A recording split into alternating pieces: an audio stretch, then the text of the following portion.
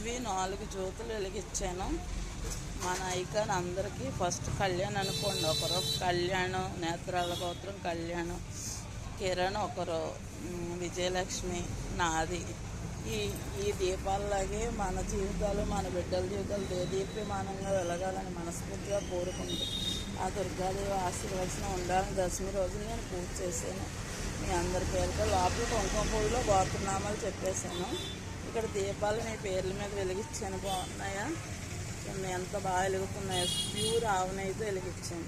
సర్వమంగళ మాంగళ్య శివే సర్వార్థ సాధక శరణ్య త్రయంబకే దేవి నారాయణ నమస్తే. ఓం భూర్భువః స్వః తత్సవితుర్వరేణ్యం భర్గో దేవస్య ధీమహి ధియో నః ప్రచోదయాత్. ఓం నమో భగవతే. ఇది చలిమిడ అంటారు. కడుపు చలవ అంటే మన బిడ్డలకు మంచిది. కడుపు చలవనగా బిడ్డలకు మంచిది. సో ఇలా మన జీవితాలు దేదీప్యమానంగా వెలగాలి. బిడ్డల జీవితాలు కూడా మనస్ఫూర్తిగా చేసిన లోకా సమస్త సుఖం. ఓం శాంతి శాంతి శాంతి.